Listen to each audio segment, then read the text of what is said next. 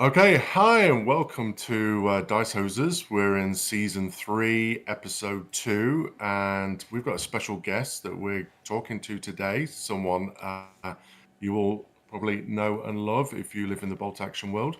But before we get to that fine young Italian gentleman, just checking in on Evan and Derek. How you doing, guys? Doing good, thanks. You good? Have you had a chance to play some bolt action or read up on the book and stuff over the last few days? I've been reading the book nonstop. Unfortunately, life keeps crashing my games, so I have yet to play. I'm all theory hammer right now, all theory crafting. Evan, we doubles. So yeah. So after that, on the desk next to me, I have an entire winter German army in sprues. It's just like bits everywhere. So that I started crash building to get it up and running as quick as possible. So lovely.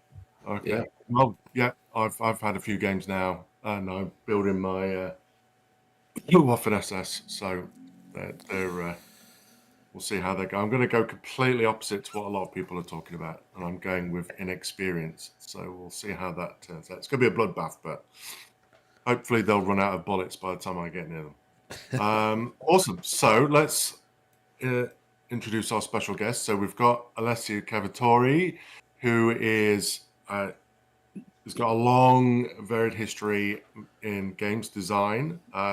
Worked at GW, working with Fancy Battle, 40K, Mordheim, and Lord of the Rings. Kings of War for Mantic Games.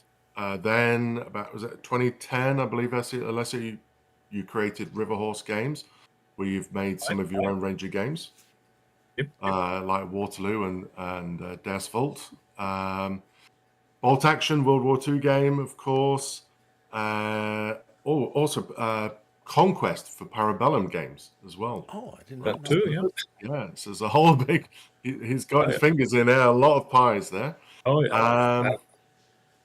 Dragon Bond, yeah, quite a few others. Yeah. There's been a few war games. Yeah. Absolutely, and of course, and so I worked briefly. I worked at Games Workshop at the same time as Alessio did in the UK. I managed to blag my way into the design studio, so I was always able to get in and have chat and spent some time with Alessio and some of the other designers. So it was fun. But one of the things I do remember is that you were also an extra in Lord of the Rings, Return of the King, in the scene with the Mummikill, right? Yeah. I play an important part, a dead guy. That's right. Yes. Yeah. So just before we go on into Boltec, what was the experience like of actually being dressed up as a rider of Rohan and then being in a film? Like, I know that it was that niche bit, but I mean, what was that like? Was it like the whole experience? Was it? I can't believe that I get to tell this story again. I mean, I think I've told it a million times, but I'm always happy to tell it again. Basically, the premise is that I am not religious, but I would say that Tolkien is probably as close as it gets to religion into my life. And being on the set of Lord of the Rings was a mystic experience, transcendent experience. It was incredible. Being dressed as a rider of Rohan, being on set, facing other extras dressed as orcs and kind of going. Arr! It was very fun. And then you're in the caravan, you're making coffee, and in walks Aragorn, the king, in Viggo Mortensen in full regalia, and goes, "You passed the sugar," and I go, "Yes, my liege, it's the sugar." And surreal experience. As I said, I played the dead guy for about 3 seconds, but they did a lot of takes, and I remember the blood lady, the lady that squirts blood on you. Plants arrows in the ground. She kept looking at me and going, "We're gonna do another take now. Stop smiling. Can you stop smiling?" I was like, "No, I can't. Happy. Sorry." We just move the beard up a bit. You've just been stomped on by a giant elephant. You suffered horrible death. Stop smiling. I was like, "But probably have gone to Valhalla." I don't know. Oh, that's brilliant. Yeah, Oh, that was awesome. Good. And now there's the War of the Rohirrim that's coming, and from GW, and yeah, there's also rumors about the Hunt for Gollum film as well, I believe. So there's a there's lot lots of more stuff. stuff coming. So which is great. So that's awesome. Well, I'm glad that that's you like I said, you told it a million times. I only heard it through someone. So it was nice to actually get it from the horse of Rohan's mouth. So that's pretty much. Well, I mean, I assume you want to talk about something else in this seminar, because I can keep going for an hour about the experience, but that's maybe not. Well, we'll have you back on, Alessio. We'll do Lord of the Rings. Also, so well, we've got Alessio here because he was lead designer, the only designer. I mean, how much was Rick involved in this? Was it solely you on this one? Third edition, or in general? Third edition on this one. Third edition. Rick was involved just when I decided to go and to castle Rick in the wasteland and go, Rick, I need help. Play test this. So basically, he's half retired. Well, actually, he's retired now, so he's not really actively doing anything except things he likes to do. And but I absolutely, totally value his feedback. Is the most important thing for me, and so therefore, after in between the various iterations, the various versions of the rules, I definitely went on a quest there and going, let's play this, let's talk about this, and to get effectively his opinion, his validation. He was vital in definitely comfort me in the moments when moments of doubt, when because you're facing this huge responsibility of boltaction, the major game of warlord games, and you think, if I get this really wrong, that could have real consequences on real life of some people that work here. That you don't want to make that kind of mistake. So it's it's a kind of a tense thing to make some decisions, because you don't want to change too much, and you don't want to change too little, because then people say, well, why did you make a third edition? It's like, well, so difficult. But yes, the Rick's input was definitely in playtesting with me, giving me his wisdom, and holding my hand in the moments of weakness, and kind of going, yes, go for it, you're doing the right thing, believe in yourself, go, kind of thing. What was the experience of writing Bolt Action Third Edition similar to the first two editions, or was it very different in your experience? If anything, it was a little closer to writing first edition, because this third edition, I mean, the second edition is effectively a 1.5 edition, isn't it? The second edition was, because of the commercial decision of not taking the books off the shelves, all the other supplements needed to remain pretty much valid. So the amount of change we could do, the amount of things we could do, was definitely limited. Yeah. While this one, decision was the opposite. Was like, okay, it's a fresh start, so there's more freedom of doing stuff and more risk of destroying everything, and therefore the briefing process was longer. The understanding what we wanted was longer. There was a more the understanding what the mission was, what the parameter were, etc., what the core changes that were needed were, was closer to the initial, before writing first edition, where we again went through what kind of game does this need to be, and so closer to 1 and 2, basically. Right. And what was the mission like when they were like, okay, we want you to do version 3. Here's what we want. What was that mission that you were kind of testing? Yeah, the like I said in a couple of other interviews, there wasn't a strong drive for third edition. There wasn't a very strong drive from a game design point of view, because the game, fundamentally, was nothing wrong with it. It lasted very long for I mean, these games don't have a cycle like 3 years between editions, but actually, this was like I think we worked it out. It's like 8 years ago, or something like that. This lasted a huge amount of time. 8 years is like, oh, it's almost 10 years. God. So there wasn't oh my God, the game is broken. We need to desperately change it. Not at all. The drive was more about the collections.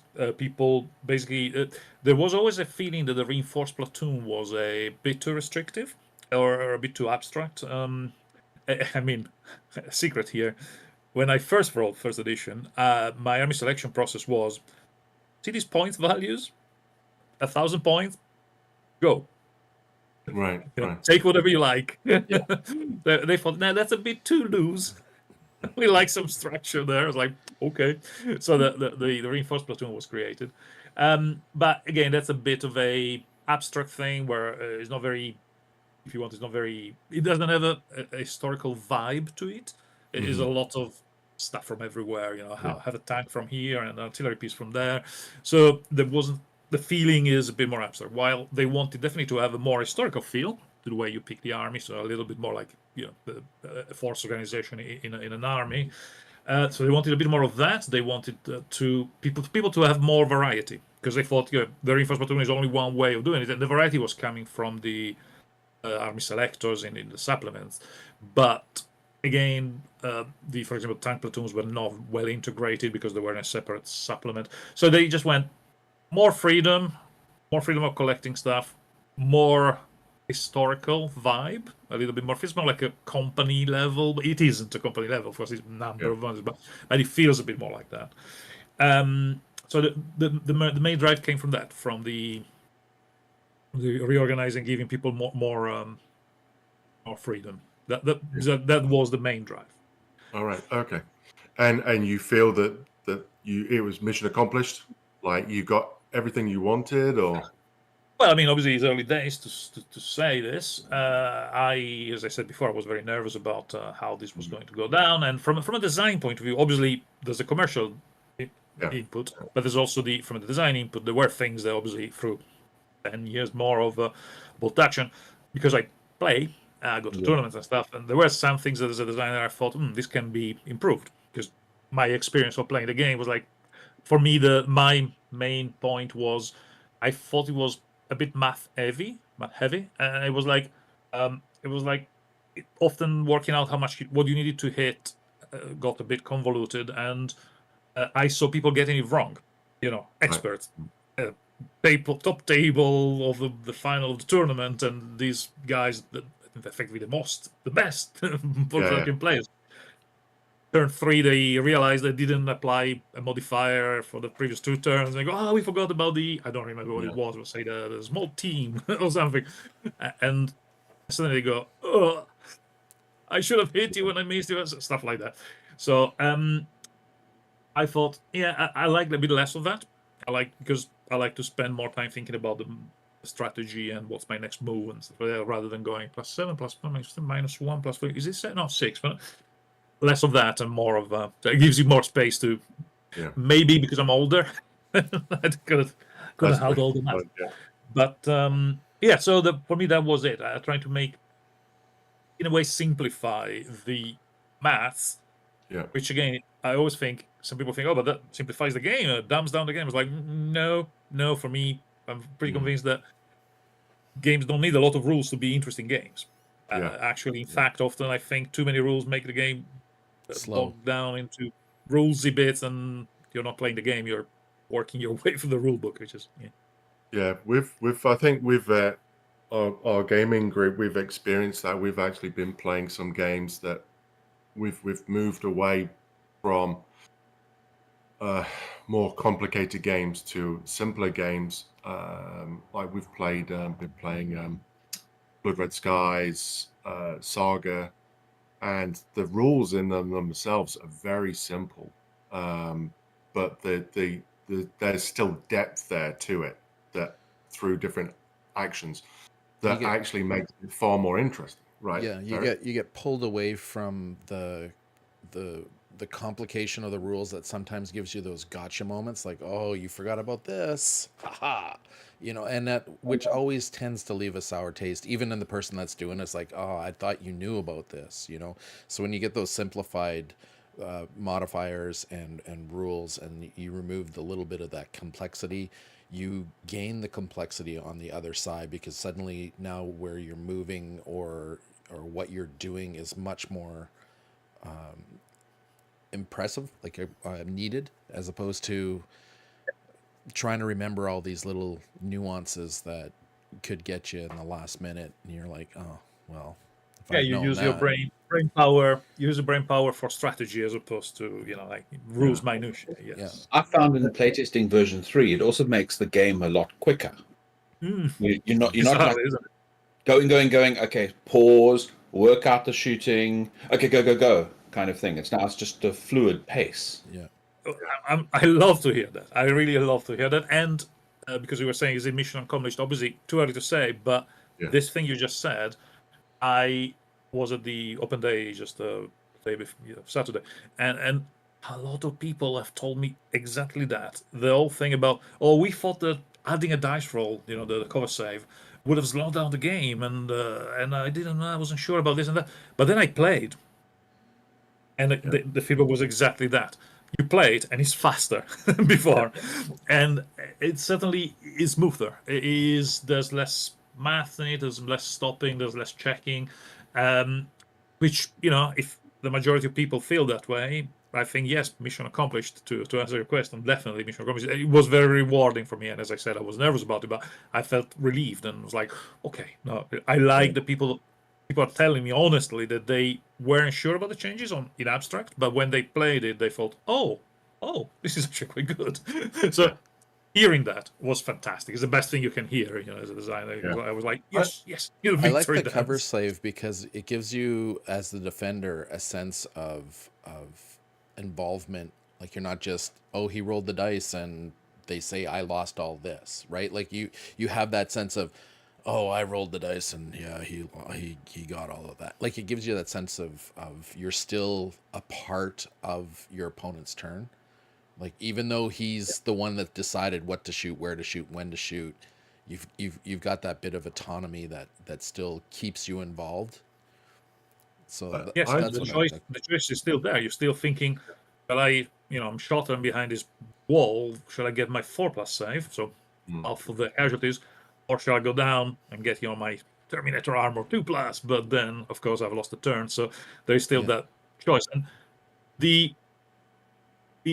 I mean, I'm glad you like it, and I like it, and a lot of people seem to like it. But I'm sure there will be people that don't like it, and I understand also the reasons. So because it's understandable. The previous system was more gameable in the sense that there was less randomness, less chaos in it, because a dice roll is still a dice roll. You can have 2+ save. But there would be the moment when you roll 5 dice on a 2+ save and you roll 4 once. Yeah. You go, oh. So obviously, if one wants to play in a control environment and play it and go, right, if I go from 6 to hit to 7s to hit, I know that I will bring I will skew the stats, the probability a lot. So I understand that if people don't like the kind of more randomness, they will not like that. Unfortunately, you cannot please everybody. But on the other end, those moments when you roll the 4 once are very memorable. Yes. So I already in playtesting, I have the moments when I kind of go, and then he rolled that, and then I rolled that, and then I rolled all 6s and saved all of my guys, and they were invulnerable. Was it the boltaction moment? Yeah, but it gives you that sense of agency that you still have control over your army. Well, I was going to say that I feel actually not only does it feel more involved, but it feels more film-like or action-based because I said cinematic because you actually feel that your tank can hit something now. Like you can bring a Sherman tank or a Stug or something, and actually it's got a pretty good chance it's going to hit something, right? So which I found was with one shot, which it did. I got the one shot and I blew up a tank from the side, but I'm going to put my glasses at you, Craig. My version 3 first game, I deploy a Panzer III. He shoots it like that. Yeah. It's like I've just deployed the stupid. Yeah. Well, you put it right in front of me, right? So, there is that. Yes. I think though there was an element of not worth taking a tank because for the big gun, because you're like, well, I need a 6, whatever I'm at. It's miles away. It's got all these. Whereas I think that with this, you feel, well, first of all, the piece, whether it's a unit or whatever, has a pretty good chance or an improved chance of hitting what I'm shooting at. That makes me feel good, right? Then there's a chance that I'm going to wound you, but then my opponent gets the chance to participate in that cinematic thing and be like, well, I'm diving behind a wall, or or whatever. So I think there's a more cinematic participation in that It's more series. interactive. Yeah. It's more interactive. You don't feel like your guys are just standing there waiting for the bullets to come down range. which I find, which makes me feel a lot better about the game and the piece. So I quite like, in that specific, I like those changes. I mean, there's an element of design there that we were thinking whether to put the cover save after the roll to hit. That was how it was originally written, because of that cinematic factor. Because again, you're thinking bullet leaves the gun, hits the cover, and doesn't hit the target. And we played it like that a bit, but then it just the game. We tried it both ways. The traditional roll to hit, roll to damage, 2 rolls, hand the dice to your opponent that rolls the saves and then removes his own model. So it's like, I give it to you, I do my bit to give it to you, you do your bit, as opposed to I do the roll to hit, you do the cover save, you give me back the dice, I roll to damage, you remove the casualties. We try both ways. One feels more logical, the cover save coming before the roll to damage, but in terms of speed and practicity, it just was more practical and faster to do it that way. And I mean, I left it as an option, guys. If you want to do it the other way, it's fine, because again, it doesn't change anything statistically at all, but it is literally just that. And Speed so I of guess the game. people can do it the other way. Yeah, no, exactly. Awesome. So what I'd love to do is just kind of jump through each of the main phases and talk about what was the change, or what you felt was something that needed to be changed to make it better. So if we were looking at movement as an example, Orders phase first. Sorry? Orders. Orders phase. Yeah, okay. I'm sorry. Obviously, I was. Well, he was using an example too. For Yeah.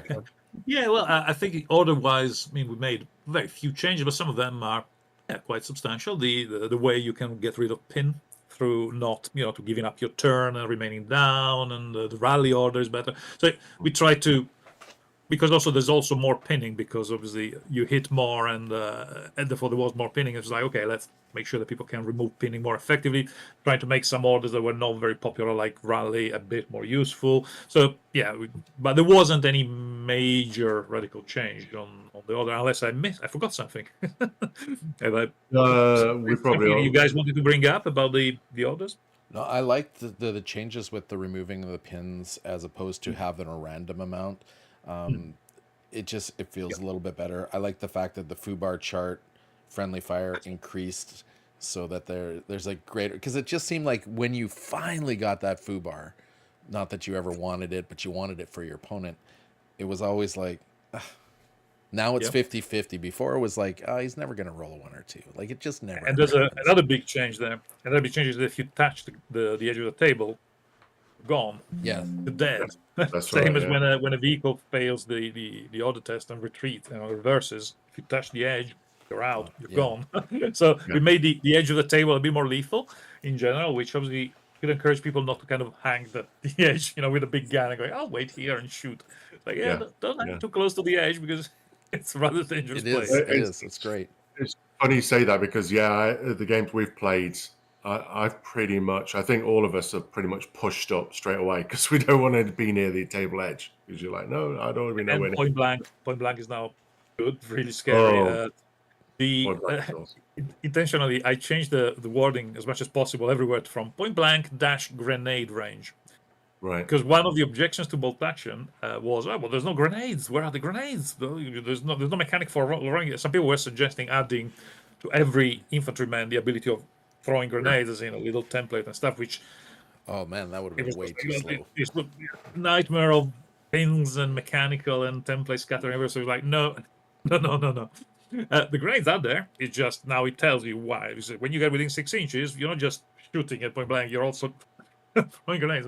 There they are. Yeah, because you don't get cover saves from point blank, right? You don't get the down. The down. Down, yes. You do still get your cover. And again, it flip-flopped a bit one way or the other, but then it was a bit too lethal. So we just went, no, it just cancels the down effect.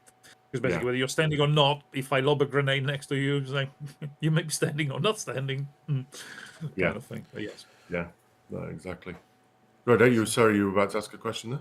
No, I am, but it's not in this phase, and I don't want to diverge and All right, jump all okay. over. So We are a bit. Oh, aren't we? fair enough. Okay, so I felt with the movement phase that I felt was cleaner in just how the explanation of the moves and things. So Yeah, it was mostly it taking the errata. It was taking the Yeah. errata from various quests, particularly how to charge across obstacles and all of that kind of stuff. Yeah. The classic. Oh, but it was this difficult ground as opposed to it's an obstacle. So how does it work? A bit of that of the errata has been added to the there to clean it up. Also, I think the actual change that happened was, and it's probably so subtle that not a lot of people would have realized, but it's the way vehicles move. Because we had basically the difference between tracked and wheeled used to be speed, but not just speed. It was also the number of pivots. yeah, Yes. Yeah. And bizarrely, we always had it that the wheeled vehicles were better at turning than tracked vehicles. And somebody pointed out, it was like, you do realize it's exactly the opposite in reality. yeah. Because a tracked vehicle can literally turn on the spot, while actually a car cannot do that. Yeah. I was like, yeah. oh, good point. So it gave me a good chance to actually make them both the same. So Yeah. again, there's a lot. Actually, when you work it out in your brain, it's a lot simpler. Just vehicles, they all move the same in terms of the mechanics of movement. Yeah. It's just the tracks and wheel have different speed and different way to deal with terrain. But the actual mechanics of moving is now the same, which is, I think, a nice I thing. think that's a great thing too, because it makes how many games I was always like, okay, I'm half track. Do I get pivot when I run? I don't get a pivot. I do get a pivot. Because there was, and there's sometimes you don't want to ask your opponent that question because you don't want to foretell what you're going to do, and then suddenly he gets all the dice to stop what he knows you want to do. Yeah, and actually, funny you mentioned half tracks because that was a really a headache of how to represent the difference, the very subtle difference between a half track and a track vehicle. But I couldn't not do it because they are a thing in World War II. It's like, so I was like, okay, because part of me was just going, it's a tracked vehicle. It doesn't matter. I was like, nah, it has to have a difference. And again, I was reading up on it and thinking, in reality, what was the difference? From a tracked vehicle and a half-tracked vehicle, what's the big difference? And what I learned, because I didn't know, is the main difference is how long it takes to train somebody. Because basically, to drive one of those, because if you can drive a car, you can drive a half-track. Yeah. If you drive a car, you not necessarily need to be trained to drive a tank. Yeah. Because the idea is that those extra wheels at the top, it means that the controls are a steering wheel, not two levers that do things, etc. So the idea was just in the training, effectively, was you can just go. Do you have a license? Can you drive a truck? Yes, drive the half track, kind of thing. So basically, in game terms, the only difference, if I remember correctly now, is how they deal with roads. So they're better on roads again because trying to represent I can follow the road easier than oh god, turn kind of thing. So subtle difference. I think I'll give the answer, but I just want to know if it's the right answer as to why there is no variance in tank speeds other than if they've got a slope, like a Luke's or a Cromwell that could go really fast compared to a Sherman. Was there no movement nuance because it just would have added a level of complication, or? There is if you check the vehicle rules, there's a rule called fast now. Oh, I didn't see that one. And Yeah, if but you it's and not if you on the look in the Cromwell. but if you look on it's on no vehicle at the moment because not even the looks, because the armies of books mostly the get you buy lists that are in the rule book and the PDFs, etc., are really supposed to be just the existing stuff translated so that people can still use their collection. Right, we try to do no development there and leave the development into the armies of books. Oh, okay. So I would say the Lux, for example, doesn't have the fast rule in the German get you buy list. Wink, wink. Right. There's hope for You your just wait a Cromwell bit. after all. Okay. There's hope for my Cromwell and Comet down the road. So we'll see what happens. Let's make a note. Remove Not these. fast. If your name is Craig or Cromwell's are always slow. Yeah. Yeah. But yes, oh no, there is a fast rule, and hopefully we'll manage to give it appropriately. And again, I'm pretty sure there will be the debate of why did you give it to this vehicle and not that vehicle? that That vehicle vehicle, is yeah, actually yeah. faster than that vehicle. You're gonna go Yeah. Yeah, exactly. Oh, you're still Which not going to make everybody happy. Yeah, but it's a different argument. When I think when people get into the history of stuff, there's a yeah, you could be the rivet counter.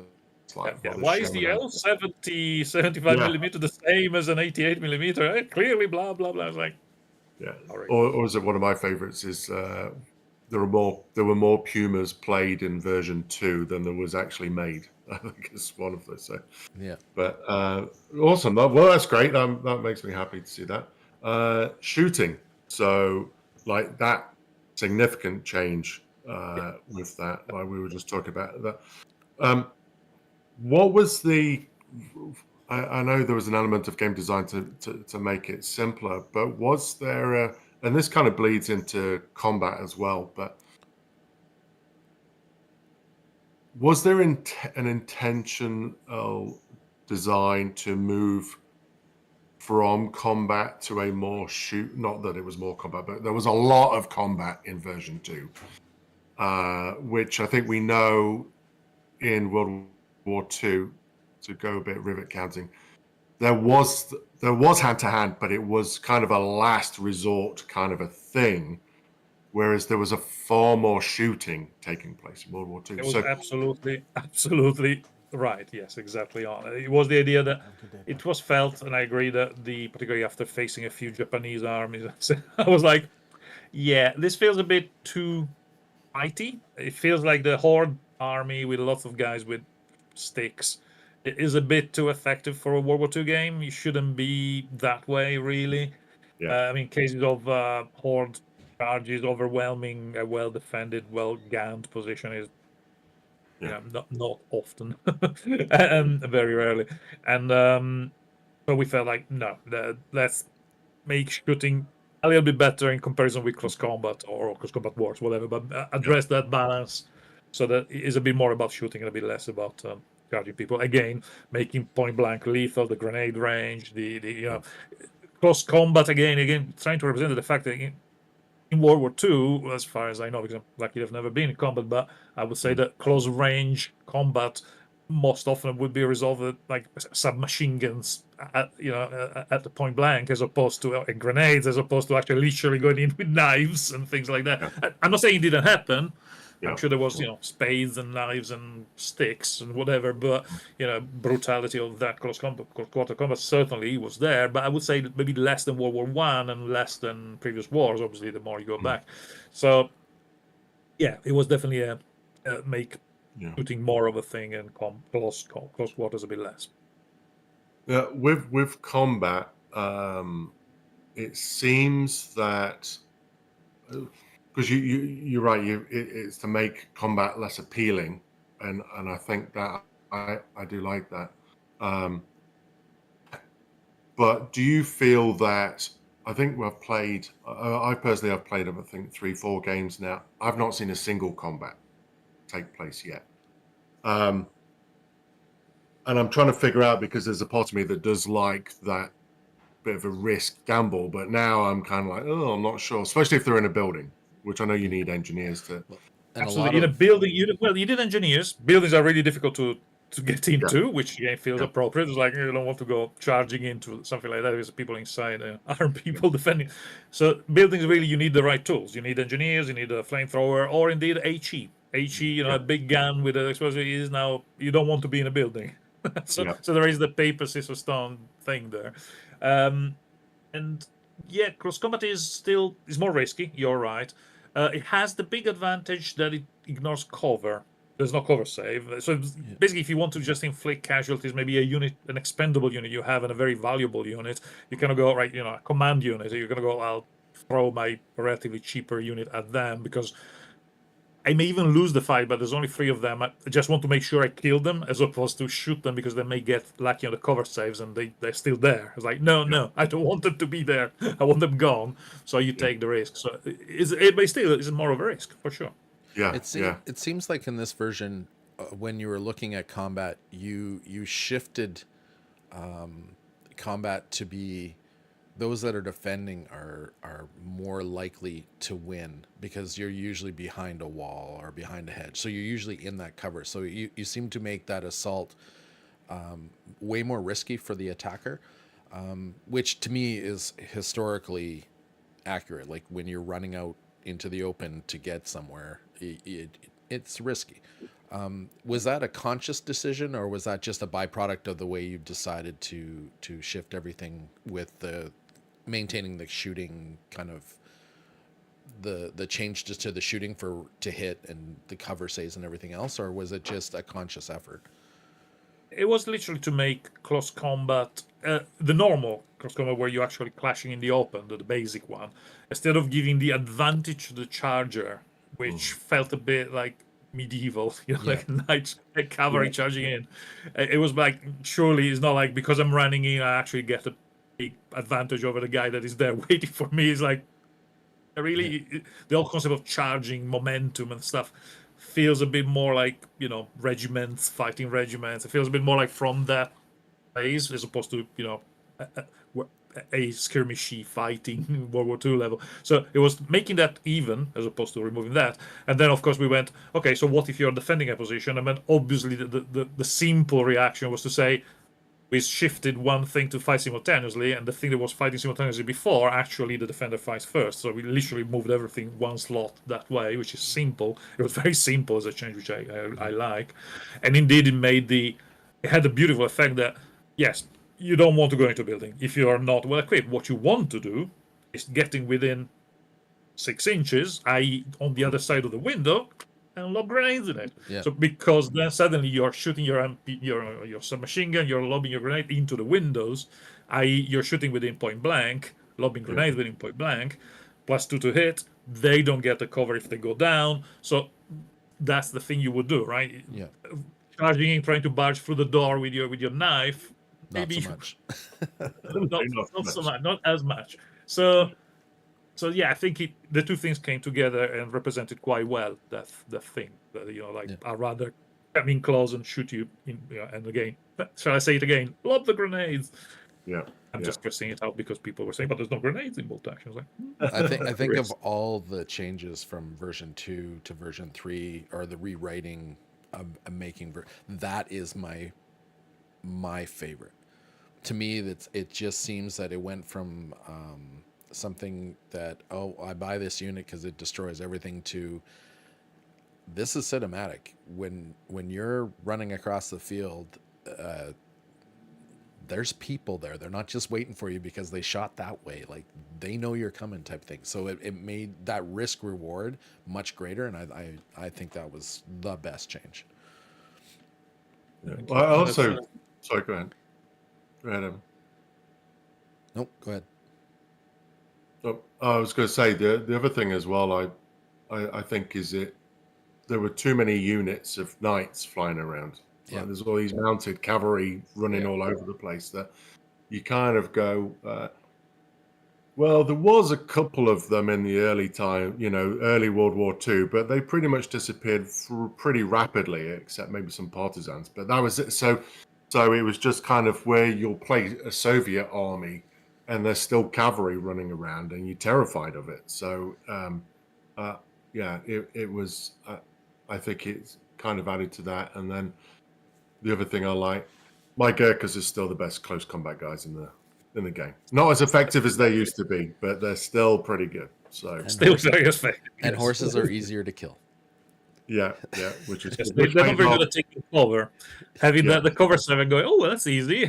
Cover, horse. Well, a friend of ours, he's not here today, but he was his big bugbear was horses. It's like, how are these horses getting cover saves and stuff? This makes sense. They're big horses. But now in the new rules, it's like, why aren't they easier to kill? Like, it's the size of a small car. I can't hit it with a bullet. It's quite funny because he was not a fan of version 2. He not at all. Really like boltaction, and now he really likes version 3. Yeah. Wow. It's brought him into the game. Yeah. That is so good to hear. Yeah. He was like, it just makes sense now, and this, and I like this, and he's like, I enjoy it. He's our resident gamer. He pretty much plays every game out there to some extent. and this is the one we had to pull his teeth out to get him to play.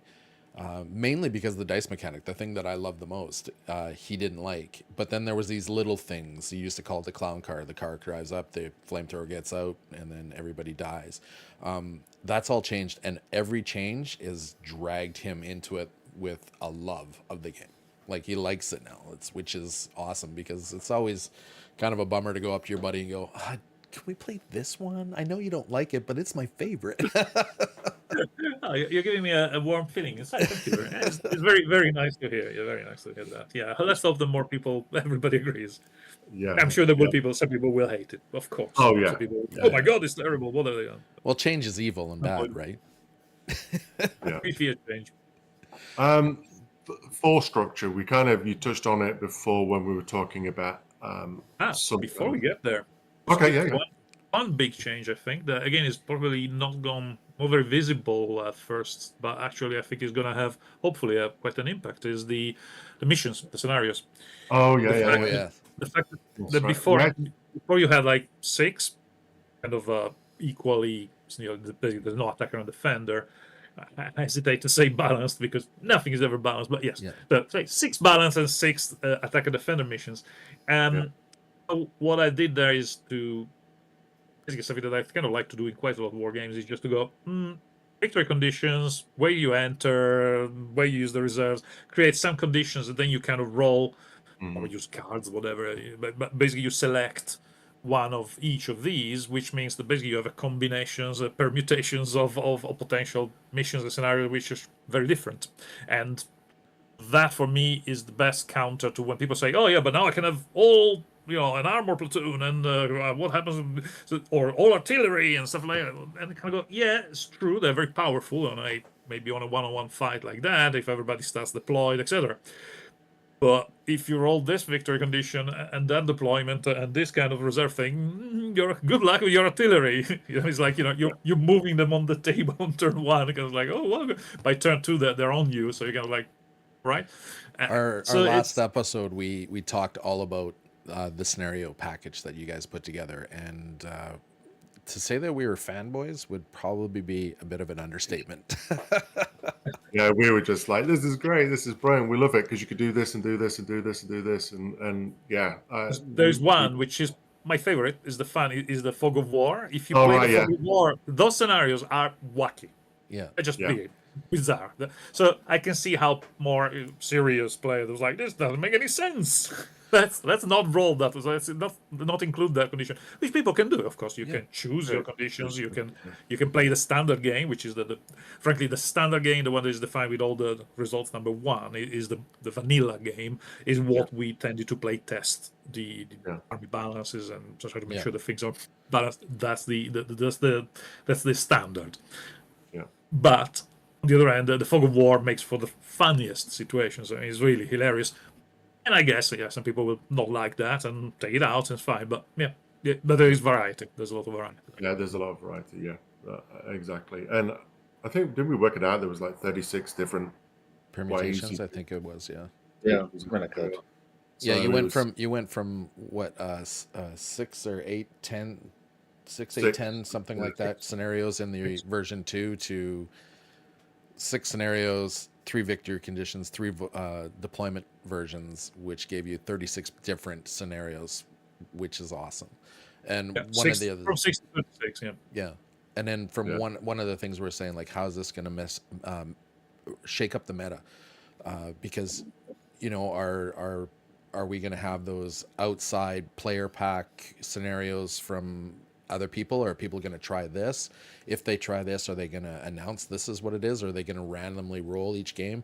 So are people are going to have to bring different kind of lists? Like, what kind of list are you bringing? I don't know what the scenarios are going to be, because they're going to roll them, so I got to bring in all comers, or they've already set these ones, so I know I probably need more of this than that.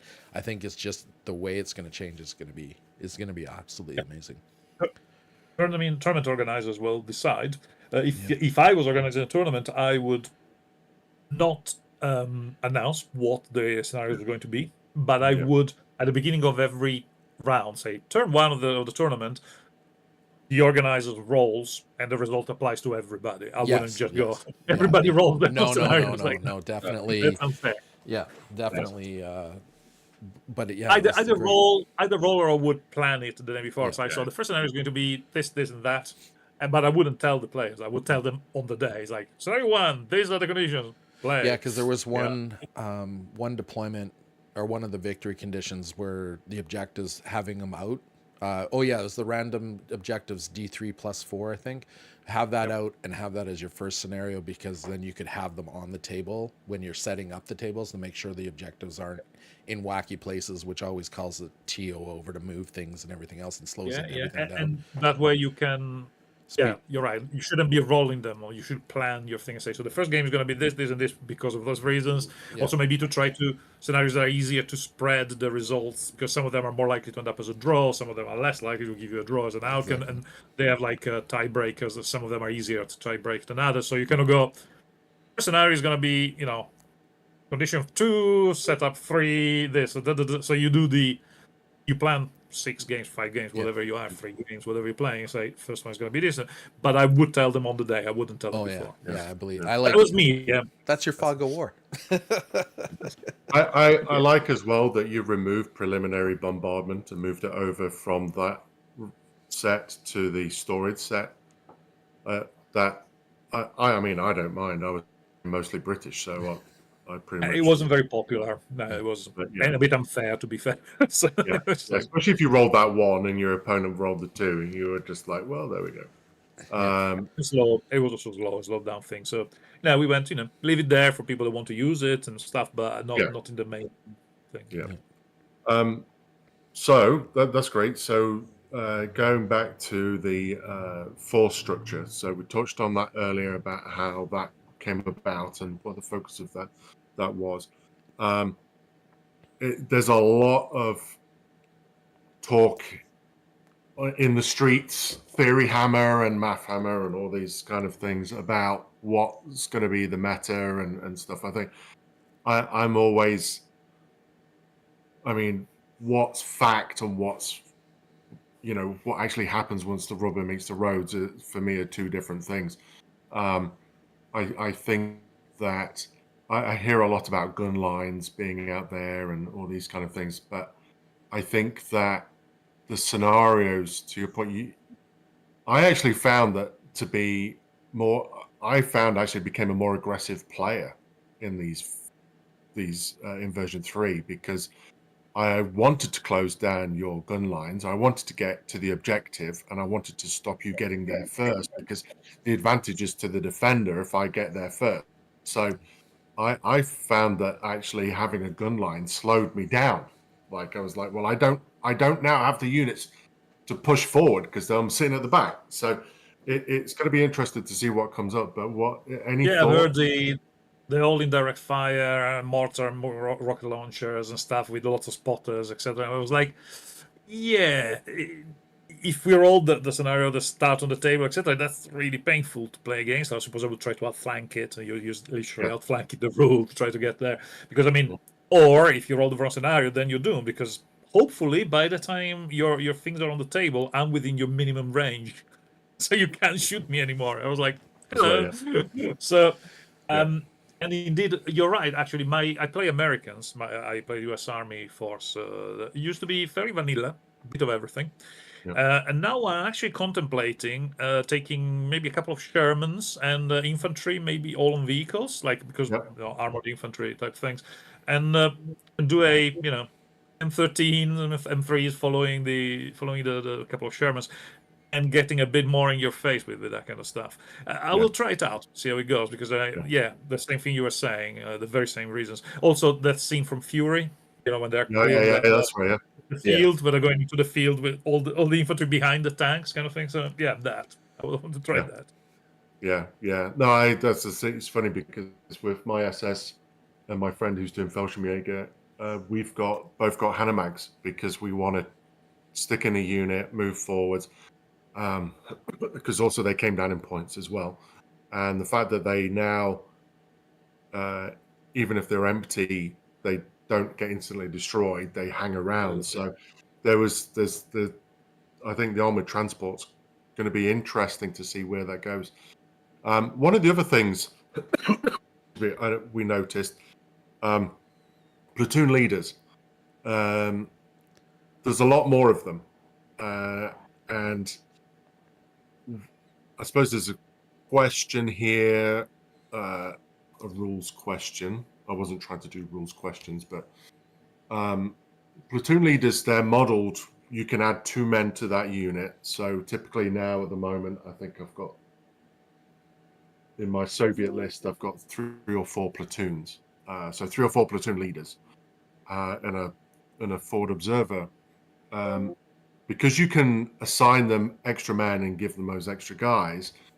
And then with the Germans, I can give them assault rifles. So now I've got 4 little 3-man units running around with assault rifles, which is pretty sweet. Was there an element of intention there, or was it? Oh, actually, because it seems to me that they're going to play a bit more in the game than what officers used to. Okay, so the more officers is definitely a product of the platoon structure. So we were like, okay, you need a platoon leader, platoon commander for each force. And it was felt at the beginning very much as a tax that people didn't want to take. And when we play tested it, basically I kept dropping the points of those units, or those, right? Because until the point, because I was saying, I have to get to a point where people like these units and want these units in their army and think they're cool and use them. Not I have to take a platoon commander for my artillery. I don't want to, but I have to. That feeling was not great, and it was definitely working against the new structure. So it's like, okay, let's make them cool so that people want them, not people that feel like they have to get them. So yeah, they're cheap. They're cheap and cheerful. They're effective. The weaponry thing is something we're thinking of addressing again, probably in the army solve. Or so keep your eyes open on the. We may have that make you pay for the extra thing, particularly assault rifles and stuff like that. But yeah, so the idea is trying to make these units cool units you want, as opposed to a burden. Because it was very uncool to feel, I have to have these guys. It was like, that's not the feeling we want. They were definitely a tax inversion too. I think now.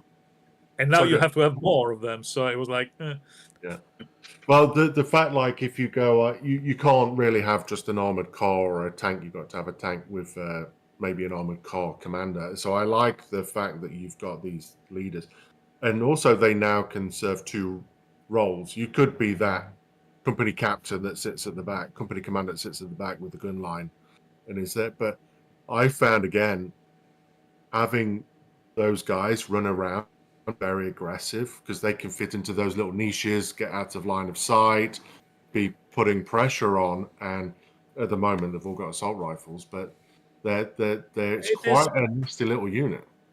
Like you said, it was very cinematic. It is about the cinematic thing, isn't it? You watch a Band of Brothers, and the action often focuses on Winters, all the lieutenants or lieutenants, depending. But you have those are the most often they are the heroes of the film, right? Is the captain in Saving Private Ryan. So it is a bit of that, really. Again, bolt action has always been cinematic game from the very start, and so I think it leans into that. Awesome. Okay. So I think the force structure definitely is, with the game, I think is added even more depth to it, because you're trying to how to do that. There's an interesting point here that is that for a while we didn't have the obligatory rifle platoon to open up the other platoons, but you could just get any platoon, just any platoon, you go.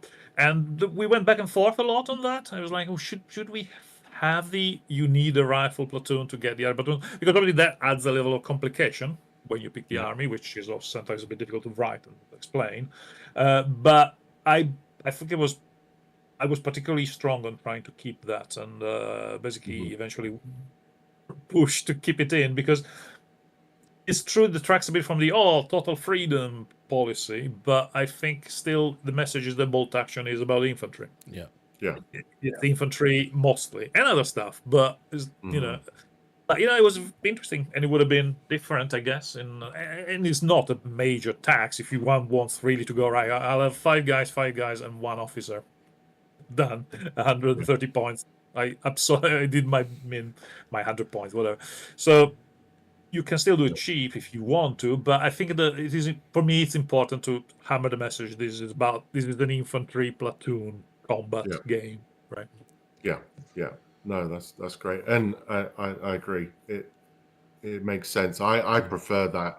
I like the structure as it is now, how you've made it, because there's an element of that 1-to-1 and to build out your force. And I actually quite like infantry because, again, I'm an aggressive player, so I need the numbers to be able to push forward. Well, the nice thing too is it brings some consistency between the players too, so everybody's going to be starting here, and then whether I go more armored or more artillery, I start with that rifle platoon. Whereas if you don't have that commonality, you just kind of, sometimes it gives you a feeling of like, what are we doing here? Like, I got nothing but tanks, you got nothing but artillery. Like, you know what I mean? If you were to go to those extremes, you still have that basic commonality between all the lists that make you feel like you're on the same page, even if my book went this way a little bit and your book went that way. Yeah, agreed. There's another thing that is going to come up with the Armies of books. Very exciting. We'll add an entire new layer of how to pick your army. I mean, on potential ways of how to pick your army, but we'll talk about it when the books comes out. Well, does that mean you're coming back? There is something new coming in the books. Well, it's never been done before. Oh, yeah. Well, there's a little tidbit for everybody. Oh yes. Yeah. So I got a bit of a loaded question for you, because and feel free to say I can't answer, because I understand that this could bring chaos, I guess, or frustration to people. What did you want to change but couldn't, for whatever reason, didn't make it into this version? Was there anything specific that you're like, I really want to change this, but there's just, you weren't allowed, didn't make sense, or you couldn't put it together right? Was there anything like that? Or did you basically get everything? Yeah, off the top of my head, no, because frankly, I always enjoyed playing boltaction, even version 1, version 2, so it has become my hobby as well as my work.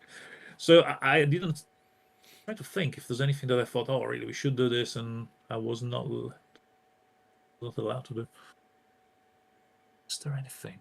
Or not even not allowed, but like, I would have, had something that works in, but it just didn't fit with everything going the way it went. I mean, I thought about being more radical, even more radical with the shooting section, and maybe having no modifiers whatsoever. So we try some more radical versions of this, and obviously we settled in something that I think was good, the best. Obviously, try to select what I think is best. We tried several different ways of using, representing the machine gun fire, because we knew machine guns were, again, still a bit undervalued. People didn't particularly appreciate them in version 1 and 2. So we tried some, like extra pins and stuff, but it was death by pinning. So we just went, no. I just used the principle that, okay, we added one shot before, we added another shot. Now, of course, the snipers cannot take them out. The external damage is not there, so it made them tougher, and we gave them an extra shot. So those machine gun teams, mortar teams feel a bit more worthy, I think, now. Some people have said that they're a bit more happy with them, and German players particularly having lots of machine gun teams. So, yeah, I thought that, like, instead of going for a big change there, I just went, nope, progress. It'll make them a little tougher and give them more shots. Because, if they had a million shots, they would be too good. If they had 3 shots, they were not good enough. So I'm sure that there must be a number where they feel right, yes? Yeah. And I'm trying to go back to your question, and I of anything that I thought, oh my God, I really want this in, and didn't make it in. I mean, we tried.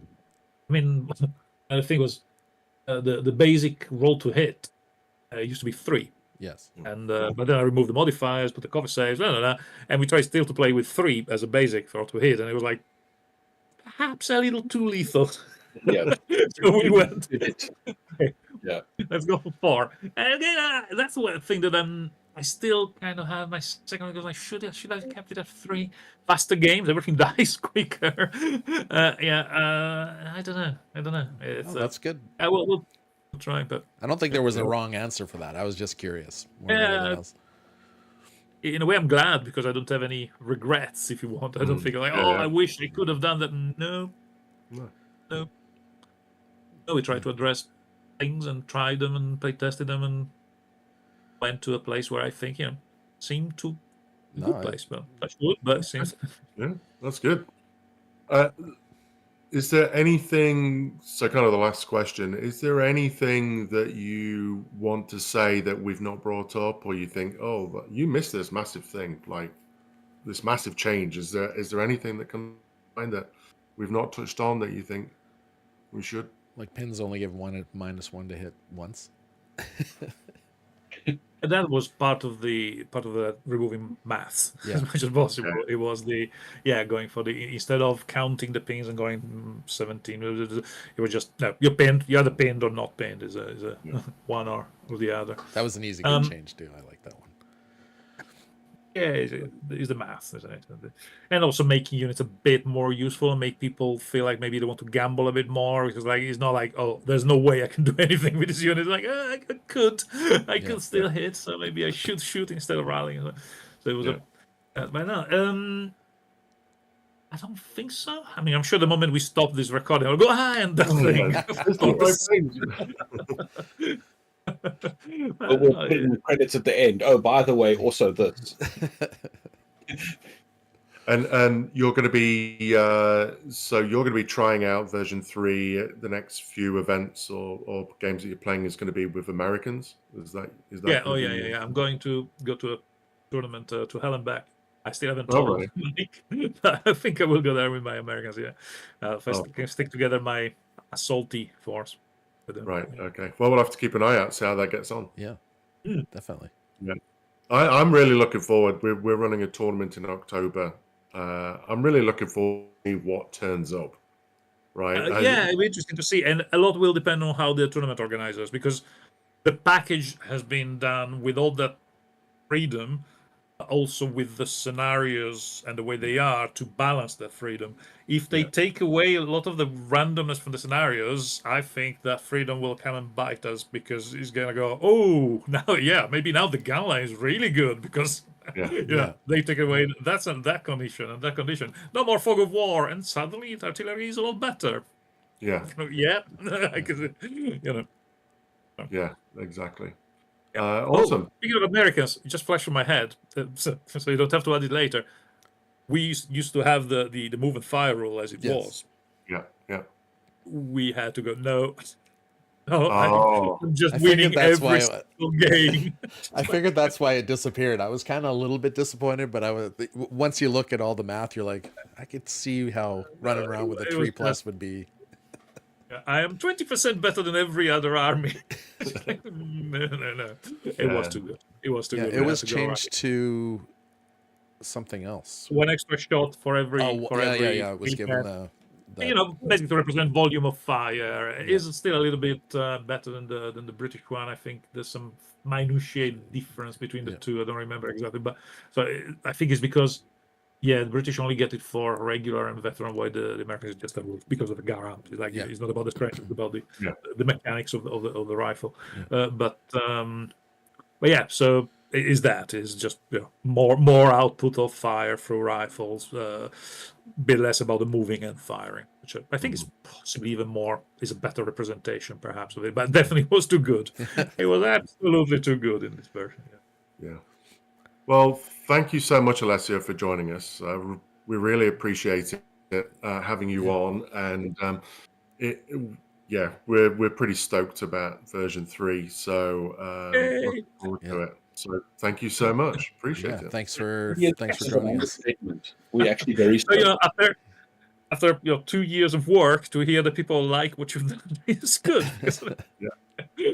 Oh, that's how long it took to make? Oh, wow. About. Yeah. Yep. Yeah. Yeah. Well, All I'm those just- denials for 2 years by Warlord. No, there's no book coming. There's no book coming. We knew.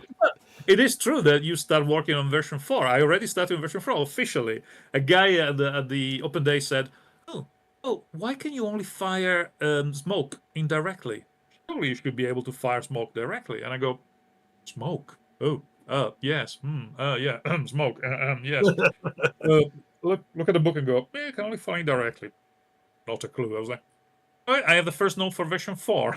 Allows smoke to be fired directly because it's not a problem, but it's like, okay, a change for version 4. So now that you've brought smoke up, that kind of niggles me a bit, or niggles a question out of me.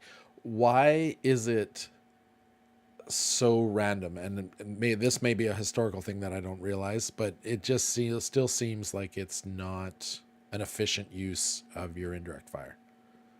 Yeah, it is because honestly, I didn't write that rule myself in the original book. It's been added later, and the reason why I didn't add it is because it's very, very easily abusable, horribly abusable, and therefore I never try to make it more reliable because I think it can severely affect the meta, affect the game, and make maybe a very unpleasant experience for particularly a newcomer. If it goes, I'm gonna play, and there's a giant wall of fog in front of me, and what do I do? Yeah. I just wait to be swamped by these commanders like coming out of the mist. As somebody who's played a different World War II game previous, where you could get that wall of smoke out there, and you basically turn your opponent off for a turn. I understand that. That's it's kind of cool that was the reason, not so much that it wasn't historically accurate, so much as it's too gamey, or the ability to make it too gamey.